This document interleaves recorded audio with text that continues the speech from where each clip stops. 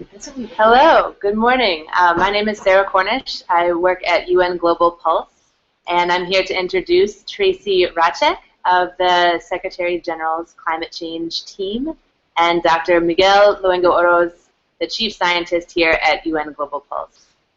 We're going to be speaking for a few minutes about the Big Data Climate Challenge, putting it into context, and answering your questions. So stay tuned. And I'm going to pass to Tracy and Miguel to start us off. So, Tracy, what should we know about the UN Secretary General's Climate Summit? So the Climate Summit is scheduled for the 25th of September, and the Secretary General has welcomed leaders from multiple sectors, heads of state and government, as well as leaders from finance, business, civil society, and across the board to come to the UN headquarters on this date to bring bold announcements and actions in climate change. It's an important time, as you are well aware. Of course, climate change is an important issue in our day and age, but also in the negotiations of the Kyoto Protocol process. We have a window of opportunity now to really shift the dialogue and have a productive movement in the negotiations, which will be culminating in 2015 Paris and COP21. So the Secretary General is convening leaders to really move that political conversation.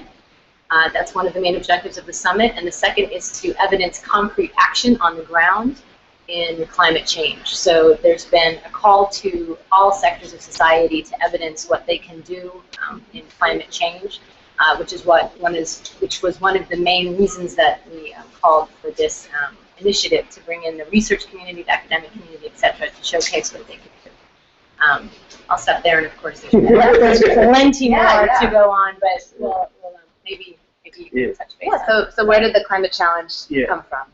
Maybe yes. I mean, what is the role of big data in all this story? Okay. No. And what is the climate challenge? We need to start there. Yeah. Yes. Okay. What do you think of it? No. You can do that. Yeah. Okay. So I mean, basically, we take a step back. The world is changing very fast, not just in climate. New data sources are appearing every day. It's a revolution in terms of information and communication technologies, and this revolution is changing the way industry and the world works. It is affecting to health sector, to industries like in marketing, to industries in all kind of sectors. But we think that it is a huge potential also to using these new data sources to understand climate and to understand the opportunities. So we might think, for instance, what mobile phones can tell about transportation. We can say what citizen reporting can tell about, for instance, disaster preparedness. We can think about the small sensors put it in objects in our everyday lives to measure air pollution. So we really think that there is a lot of opportunities of merging other fields with the climate field by means of data. So basically what we're looking in this challenge is examples of real projects, things that have been done in the field of research or policy implementations that show examples of how merging climate with other fields by the means of big data and advanced analytics, we can really advance the field and we can show the value. Excellent. Well, sounds very exciting. Yeah, I think one of the added values of the climate challenge, the Big Data Climate Challenge, is that it brings what I imagine are really highly valuable research solutions or findings, and they can translate that. What we hope is that through this process and bringing them to the summit, where they will be visualized, the winners' work will be visualized and translated into what would be a more user-friendly format that's accessible, then we can have it be accessible again to the public and also to policy makers and decision makers, so that it can bring this really burgeoning field up in the conversation and also actually be vital to the solutions that are being formed right now. I mean, So, we expect to help these the winning projects, to help them in visualizing, showcasing, really telling the story not just for the field they came from, for instance, for scientific research, but just really showing these advances to the public and to policymakers. For instance, I am thinking, what if you use remote sensing to track deforestation one tree at a time? How you can show the impact of that to both sides? Or what if you can merge information from the health sector with weather data? And what kind of decisions public health systems can take based on that? Exactly. So this is wonderful, very exciting. What has the response been like so far to the challenge? The submissions that we've received? I'm quite thrilled, although we do want more. Yeah. So we've had a global response, which is phenomenal. So I guess we shouldn't be surprised since we work with the United Nations, but it's always wonderful to hear. So, and actually, yes, we both have little cheat sheets because I think we have them from many European countries, of course, from Switzerland, Sweden, UK, France. We've received them from India, Nepal, Bangladesh, Togo, DRC, Malaysia, Indonesia, Hungary, Nepal. Yeah, United States, of course. I mean, but we need more. We need more. Yes, we need more. Yeah, and you don't need to wait until the last minute to send the submission. I mean, really, you can send it and you can modify it on the fly during the following month. Because I mean, we have noticed that we tend to submit things at the last time, and we expect that to receive submissions during the full next month. Yeah. Yeah. So last week we extended the deadline, welcoming a second round of submissions. The new deadline is the 30th of June. So in a few more weeks, we'll be closing the call for submissions and starting to evaluate them. So please get them in. Maybe we'll look favorably on ones that arrive before the last day. bonus points. So great. So we are going to answer a few questions that we've already received, and then welcome your questions to those viewers who are tuned in. So the first question is, how will winners be receiving support from our technical advisors? So we have an advisory board and a technical committee of UN system experts in big data, in climate change, sustainable development, many different fields, advising and helping evaluate our submissions. So how will these exciting experts be supporting our efforts? Do you want to speak to that, or should I? Well, they're a fantastic crew of people who all have expertise both in big data as well as many in climate change, various aspects of vulnerability, as well as in climate sciences. So they'll be both reviewing the submissions for their credibility and their validity and their applicability, if you will. But then, in addition, there's going to be an opportunity if submissions come in and they're oh so close to being phenomenal, but you just have some questions. Except that there is an opportunity for some back and forth that will happen over. I guess it's July. Our schedules have changed a little bit, but I think it's July. There'll be some back and forth opportunity. I really think that will be like help tailored to the project. You can imagine that some projects will need some help, or in, let's say, public showcasing, say the visualization part.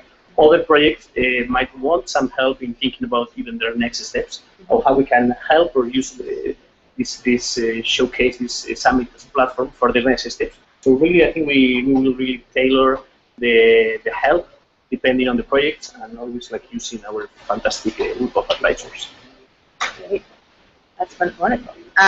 And what happens when the challenge is over? We've got this, all of these amazing submissions from all over the world. Is there any output that is planned after the Big Data Climate Challenge? So, I mean, we really think that apart from the summit per se, this could be like an initial point to really landscape the intersections of fields of climate and big data. Okay? So we really hope to have a website with a leading repository of the projects that have been qualified for the submission. And from a more scientific point of view, we expect to produce a review article landscaping exactly what is out there in different places of the world, in different fields, and what we think that could be like the next steps in this emerging field. Yeah. So the most qualified ones would be included in this sort of, maybe in some kind of compendium, if you will, or a mapping of landscapes of this, and that's probably and of course, I don't want to underplay the value of the summit as being one of the primary places that will be showcased.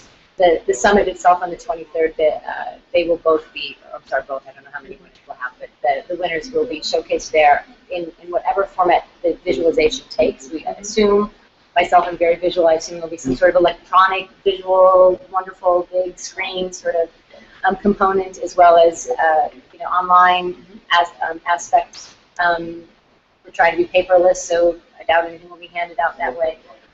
The summit itself will have a large digital presence. We're going to have a social media room, etc. So there'll be an opportunity there for whatever the outcome is to be kind of tweeted and shared around the world. The summit itself, I don't know if you've out there heard about it, but it's going to be quite large and a lot of media coverage. So the winners should get quite a bit of spin coverage, etc., just from being highlighted at the summit itself.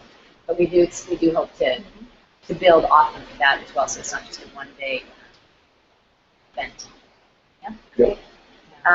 And another question that we received from our audience is what formats of project submissions are you looking for? So Miguel mentioned published scientific papers with evidence of validation and peer review. Can you go a little further into types of projects, kind of what is valid, what's not valid in the submission requirements? Okay, so we're thinking that it's not just about the scientific breakthroughs, it's also about implementations of mechanisms that showcase the value of data in this climate context. So for instance, if you have installed 1 million kilometers of a material in the roads that, let's say, it's an intelligent material that not only makes energy, but also measures the traffic and optimizes transportation, this implementation, it's also valid. So really examples of things that happen. Someone asked about testimonials. That is valid proof that this of your submission. I would say that yes. I mean, as far as it's clearly specified and it's methodologically correct, so we can, from our side, assess the veracity and the validity of whatever you are proposing. Great. One thing I wanted to add is that we've received submissions, quite a few from great people in great institutions, whatnot, and in some sectors, but we definitely could use more. And some of the areas that are missing, I think we did a little quick assessment, but we could use some more from resilience community, disaster risk reduction community, vulnerability mapping, cities, ecology, just generally speaking. A lot of we have some from forests, but not a lot from the other biodiversity sort of mapping or ecology generally would be quite interesting if there's anything out there related to that. And we also, I wanted to stress that the summit is trying to emphasize the facts that are out there, that action now is more valuable than inaction, right? That it pays to take action on climate change in the short run over waiting it out in the long run. And so the economic case for action, if there's a lot of evidence out there, but if your analysis can help to further that argument, that's fantastic and very, very welcome for the study, for these submissions. And to that end, we also realize that there's a lot of business, there's a business community, investment community, finance community out there that, although maybe you're not immediately will be targeted, we really were looking for the research science academic community. Please share this along to anyone you know who might be interested, and we're going to do our due diligence as well, because there's a lot of data out there in the finance community.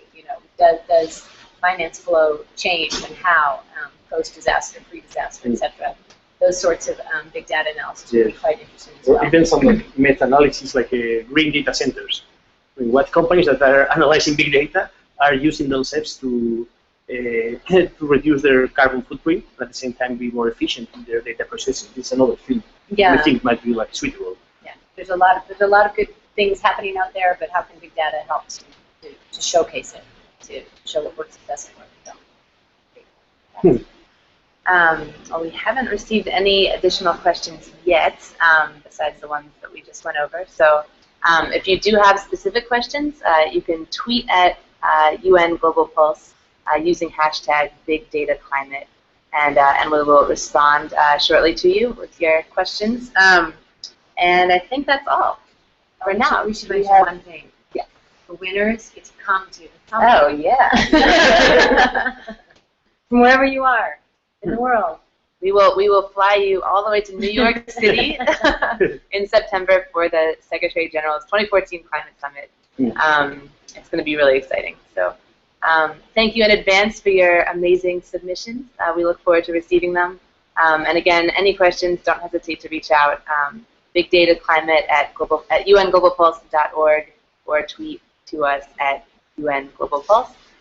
This broadcast has been recorded and will be put up on our UN Global Pulse YouTube channel later today. So it will be accessible for many months to come. Thank you, Miguel and Tracy, and thank you everyone out there. Thanks. Gracias.